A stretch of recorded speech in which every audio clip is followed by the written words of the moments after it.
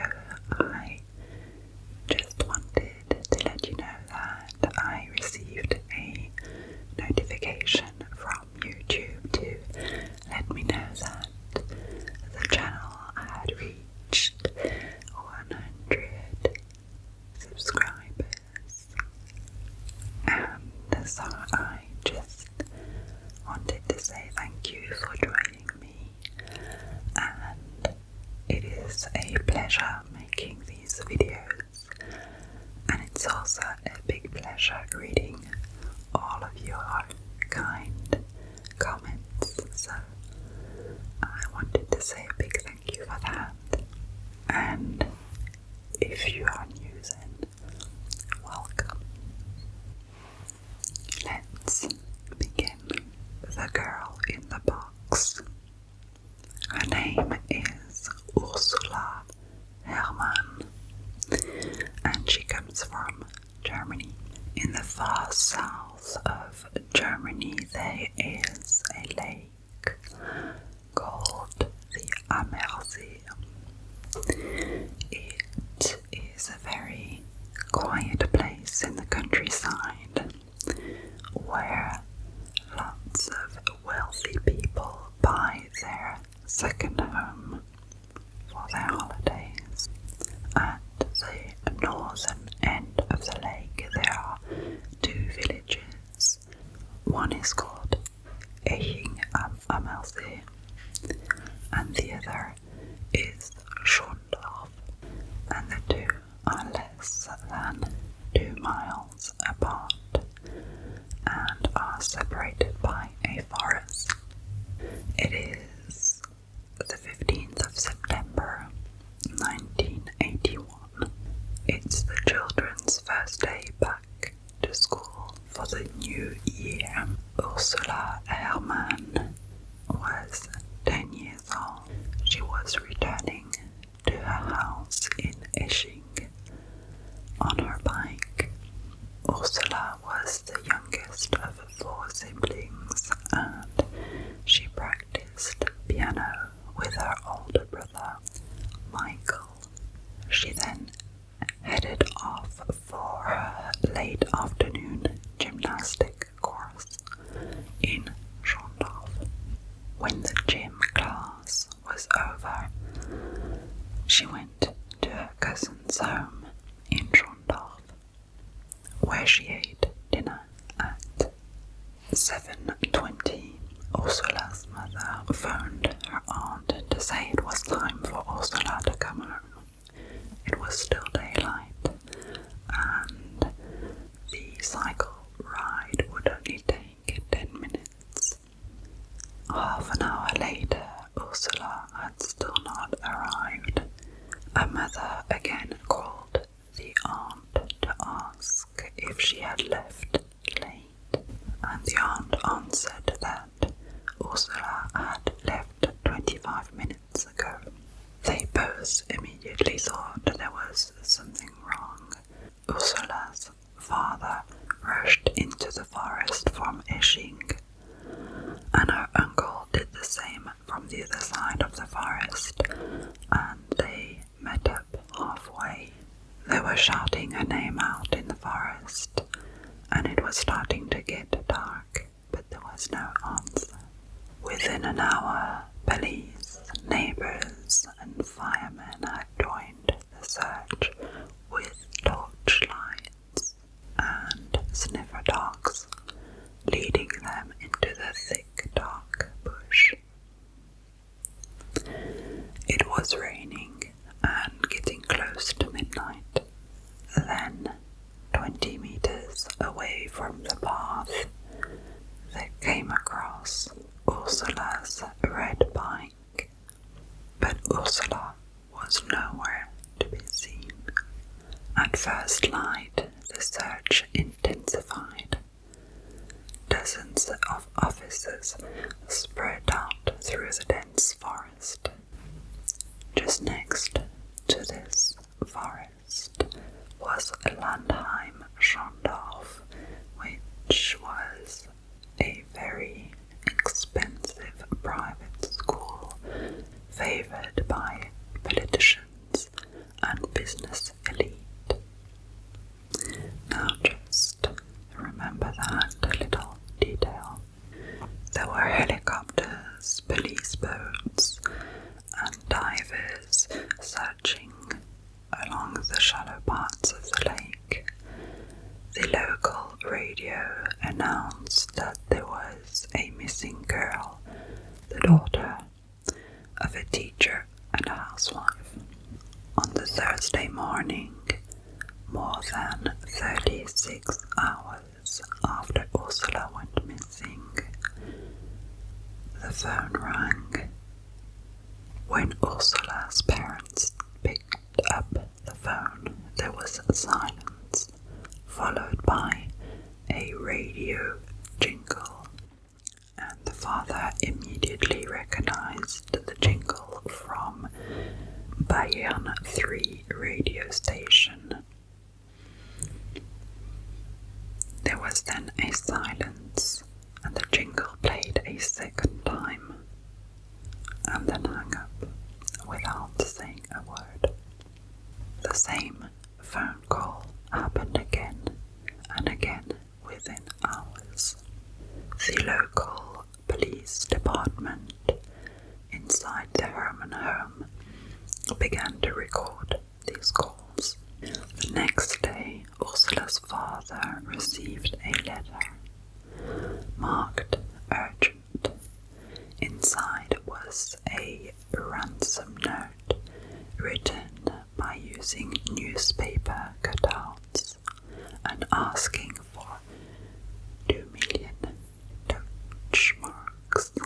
Expecting the letter to have arrived a day earlier, as they wrote they would phone the next day with the jingle of the radio, and that the parents were to reply if they were going to pay the ransom or not, and indicating that if they refused to pay, they would kill their daughter. The phone rang again that afternoon, and the jingle sounded. Ursula's mother answered and agreed to pay the ransom. She also asked to have proof that her daughter was alive, and asked them to tell her what the names of her 2 favorite teddies were. But there was no answer. That same evening, the kidnappers wrote a second letter, which arrived on Monday 21st of September, with a very curious and specific instruction about the ransom. The kidnappers wanted the money to be paid in 100 Deutschmark notes, packed in a suitcase. It was to be delivered in a yet undefined place. It also had to be delivered by Ursula's father, and he had to drive alone a yellow Fiat 600, going no faster than 90 kilometers an hour. Just keep in mind that the Fiat 600 was not a very popular car in Germany at that time. Unlike the other residents of Isching, the Herrmanns were not wealthy. They had only been able to build a house there because Ursula's grandfather had bought some land there many years ago. One of their neighbours raised part of the ransom, and the state agreed to cover the rest. The Herrmanns waited desperately for more instructions, but there were no more letters and no more calls. The police had no strong lead. 2 weeks passed, and the police decided to search the forest again. This time with more than 100 officers and 10 sniffer dogs. By the 4th day of searching, they had covered most of the forest. Ursula had been missing for 19 days. At 9:30 a.m., one of the policemen struck something solid when probing the soil. After wiping away the leaves and scraping through a layer of clay, police discovered a brown blanket covering a wooden board. They removed it and found a second wooden board, which appeared to be the lid of a box. It was the size of a small coffee table and locked with bolts. Using a spade, they forced the lid open. They peered in and saw the lifeless body of Ursula. 2 detectives were sent to the parents' house to tell them about the horrific news. The father asked the police if Ursula had been hurt before her death, and the truthful answer was no. The autopsy concluded that Ursula died within 30 minutes after being put in the box. There were no signs of struggle or even movement inside the box. The doctors assumed she had been drugged beforehand. It appears that the kidnappers wanted to keep Ursula alive. The box was 1.40 meters deep and was fitted with a shelf and a seat that doubled as a toilet. In there was stocked 3 bottles of water, 12 cans of Fanta, 6 large chocolate bars, 4 packets of biscuits, and 2 packs of chewing gum. It also contained a small, bizarre library of 21 books, from Donald Duck stories to westerns, romance novels, and thrillers. There was a light and a radio that was tuned onto Bayern 3 radio station, the same radio station that they used the jingle in the phone calls. To enable Ursula to breathe, the box had a ventilation system made from plastic pipes, but whoever had designed it failed to realize that without a machine to circulate the air, the oxygen would quickly run out. Police believed they were looking for more than one person because of the weight of the box that was over 60 kilos, which could not be carried by one single person. Police offered a 30,000 Deutschmark reward for information, and tips came rolling in. And one name that came up was Werner Mazurek. He was 31 and lived with his wife and 2 children just a few hundred meters away from Ursula's house. He was a trained mechanic. He had left school at the age of 15 and now ran his own TV repair shop. Mazurek was good with his hands. He was imposing, quick-tempered, and not well-liked in the village of Esching. Mazurek was also heavily in debt, and he owed a bank more than 140,000 Deutschmarks, and that could have been a motive. Mazurek was questioned 1 week after the girl's body was found. He first said he could not remember what he had done during the evening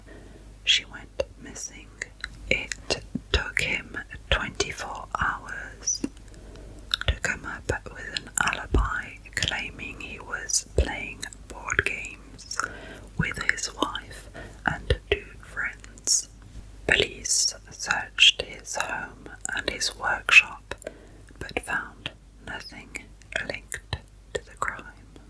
Later that month, the forensic team examined the box and found a fingerprint on a piece of duct tape, raising hopes of a breakthrough. Thousands of locals, including Mazurek, were fingerprinted, but no match was discovered. At the end of 1982, police arrested Mazurek along with two of his friends. They interrogated them for several days and then released them. A month later, another of Mazurek's acquaintances was questioned. Klaus Pfaffinger, an unemployed mechanic with a drinking problem. Police had been told by his landlord that he had been spotted a few weeks ago driving around on his moped with a spade strapped to the side. Pfaffinger protested his innocence, but on the second day of questioning he said, "What if I have something to tell you?" He continued by telling them that Mazurek had asked him to dig a hole in the forest and had promised him 1,000 Deutschmark plus a colour TV. Pfaffinger said he had dug the hole. Detectives drove Pfaffinger to the forest and asked him to show them where he had dug the hole, but he was unable to locate it or even get close to it. Returning to the police station, he announced that what he had said was not true and he revoked his confession. And he refused to ever repeat that story. He was eventually released without charges. By summer of 1982, a new police team found some new evidence. A wire that had been strung through the forest to serve as an alert system during the abduction. But investigations of other suspects came to nothing, and by the end of the 80s, the investigation had wound down. Ursula's family, meanwhile, was trying to move on with their lives. In the year 2000, it was hoped that the development of DNA profiling over the previous 20 years might help to crack the case. Evidence from the investigation, such as the ransom note and the box, were re-examined. Hairs were found, from which experts were able to build the DNA profiles of several people. For the prosecutors looking at Herrmann's case, it was not considered a murder, but rather a kidnapping that had gone wrong with deadly consequences, which made it a crime with a 30-year statute of limitations. There were only 5 years left to go, so time was running out. The state prosecutors went back to the 80s case file to look at the main suspect. Klaus Pfaffinger, the unemployed man who briefly claimed to have dug the hole, was dead, but Werner Mazurek was still alive. He was living with his wife in the north of Germany. In 2007, Mazurek's home was searched again, and he was asked to provide a saliva sample, which he did, and it did not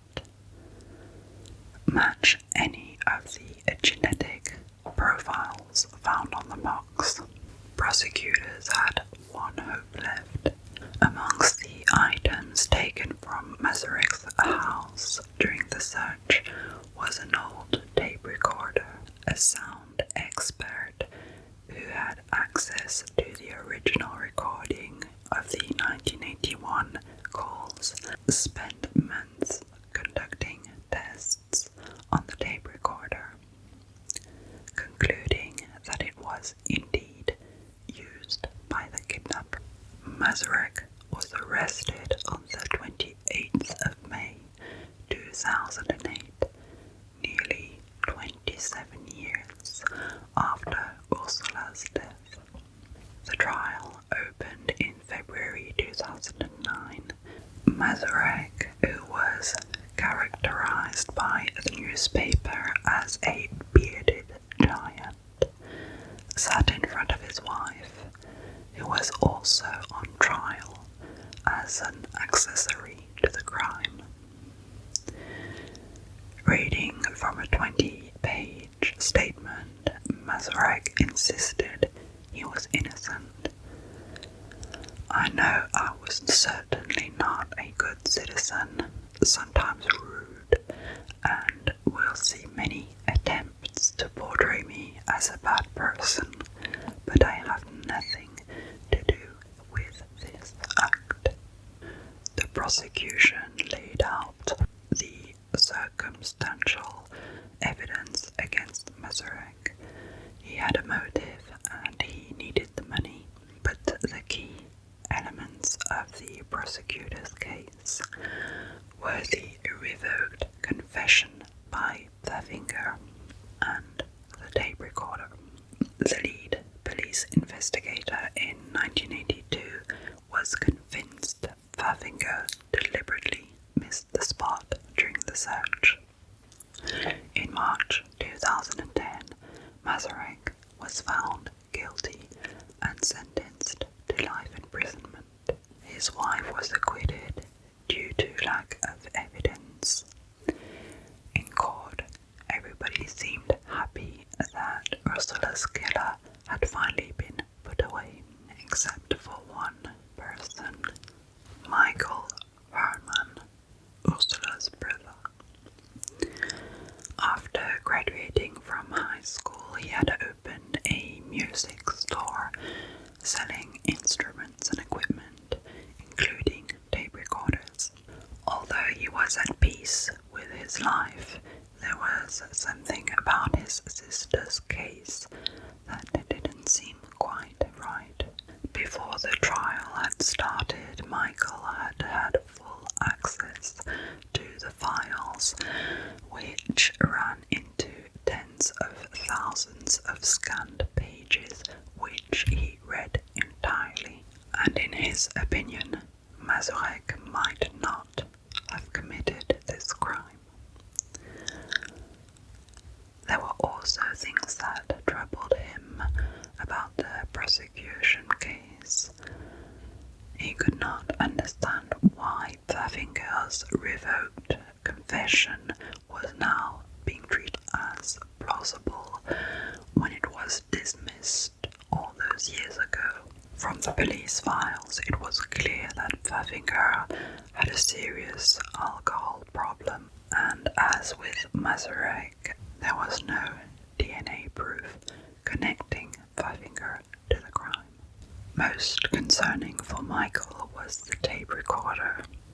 With his music background, he knew a lot about acoustics and sound engineering, and he could not understand how a tape recorder could be definitely linked to the ransom calls all those years ago. After the trial ended, Michael kept returning night after night to the case files. He still couldn't let go. A German academic named Barbara Zipser, who was living in London, read an article online about Michael's efforts to get him to the truth. She decided to compare the ransom notes sent by the kidnappers to samples of Mazurek's writings. She analyzed the words that were used and the writing style. Whoever had composed the ransom notes were well educated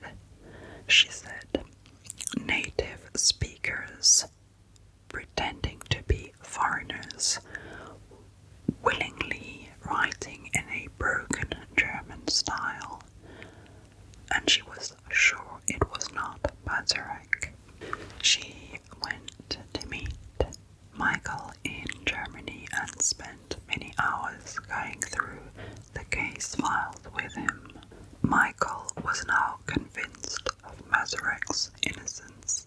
Michael had parked his car by the road between Esching and Schondorf, where there were some tracks that led into the wood. From that parking space to the hole where she was buried, there was 140 meters. A 140-meter wire was used by the kidnappers as part of the warning system. Though police had noticed this wire while searching for Ursula, they only learned of its signification a year later, when investigators visited the private boarding school I told you about earlier. They had spoken to the students about the case.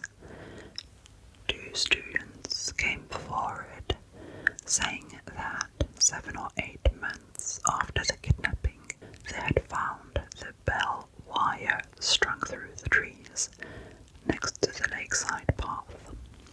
The boys then did a very strange thing. They took the wire down, measured it on the school athletics track, and then kept it in their dormitory in a locked box until the police visit. On examining the wire, the investigators realized it must have been used during Ursula's abduction. While one of the kidnappers waited for the victim, the other presumably served as a lookout further along the path, with their finger on a button that would light up a bulb or sound a buzzer at the end of the wire. Michael believes that the wire is one of the key pieces of evidence that could help identify the real kidnappers. Besides hunters, joggers, and cyclists, the boarding school students also knew the forest very well. Yet it appears that none of them were fingerprinted at the time of the investigation. Another piece of evidence also hints at the possible involvement of younger people in the plot. An impression on the paper of one of the ransom notes revealed a mathematical probability tree of the sort that was taught to the teenagers. Michael also notes that in the comics found in the box, one of the main characters drives a yellow Fiat 600, the same one mentioned in the ransom note.